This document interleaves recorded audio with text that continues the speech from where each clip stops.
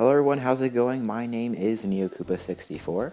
Today is March 12th, 2017, and let's get started with today's Switch Weekly News. So there were some interviews this week with Reggie Fils-Aimé, the Chief Operating Officer of Nintendo of America, and in these interviews, Reggie talked about a bunch of different things. I'm going to be going over some of those. So Reggie reassured that applications such as Netflix, Amazon Instant Video, and Hulu will eventually arrive on the Nintendo Switch. Here's what he said. We're talking to a range of companies about other services like Netflix, Hulu, and Amazon. Things that will come in time.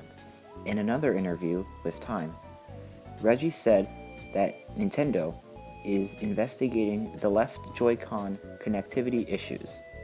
Reggie said that a number of big third-party developers have expressed interest in the Nintendo Switch, and they are looking into bringing their games to it. Here's what Reggie said. Let's start with third-party developers, and further define that as the big third-party developers and publishers. We're thrilled that companies like Bethesda are bringing content to Nintendo Switch, sometimes for the first time on a Nintendo platform. I'm excited about sports content that's also coming. FIFA, NBA 2K from Take-Two. What that tells us is that we have a platform that the big third-party developers see a lot of promise in and looking to bring their best content onto the platform. So the Nintendo Switch's launch was about a week ago, and we are starting to see some sale numbers for the launch. In the Americas, the Nintendo Switch has already exceeded the first 2-day sales for any system in Nintendo history. The Nintendo Switch version of The Legend of Zelda Breath of the Wild has also managed to secure the recognition of the best-selling standalone launch title in Nintendo history. In Japan, the Nintendo Switch has also been doing very well. So, during launch, the Nintendo Switch was able to sell 329,000 units. The Nintendo Switch is also now the best console launch in Spain's history. It sold 45,000 units in its first 3 days, beating the PlayStation 4. The Nintendo Switch is also Nintendo's biggest ever launch in Australia and New Zealand combined. In the UK, the Nintendo Switch sold around 80,000 units during the launch weekend. That is double the sales of the Wii U during its launch weekend back in 2012. So as you can see, these are all very good numbers, and the Nintendo Switch sold really well during its launch. So hopefully the Nintendo Switch can sustain the momentum and keep selling well throughout the year. Okay, next up, it appears that the Nintendo Switch has actually already been hacked. So the Nintendo Switch has a hidden web browser, and hackers were able to use the hidden web browser to technically get into the Nintendo Switch and hack it. So Nintendo will probably address this problem in a future update and hopefully fix the web browser.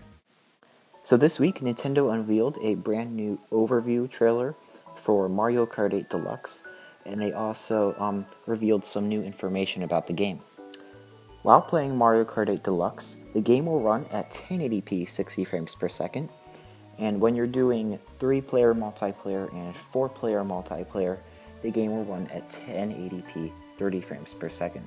Some new battle stages and battle modes were revealed for Mario Kart 8 Deluxe. So there will be 8 dedicated battle courses to choose from.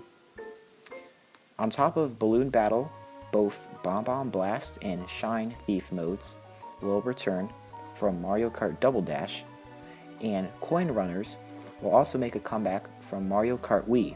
And finally, there will be a new battle mode called Renegade Roundup. Lastly, I'm going to be talking about a game called Rime.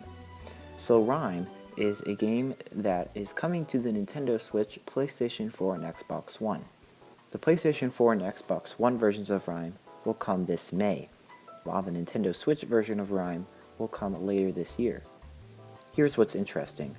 The Nintendo Switch version, though, will actually cost $10 more. A representative for Greybox, the publisher of Rime, said this: "We set prices for our products based on the costs of development and publishing for each specific platform." So this is very interesting that the Switch version of Rime is going to cost actually more. And it makes you wonder if other games will also cost more compared to other platforms just because they're on the Nintendo Switch. Alright, that's going to end this week's episode, guys, of Nintendo Switch Weekly News. If you guys did enjoy the video, you can leave a like. Tell me your thoughts on this week's news in the comment section below. And if you want to support the channel and see more videos, please subscribe. Anyway, I'll see you guys in the next video. Peace.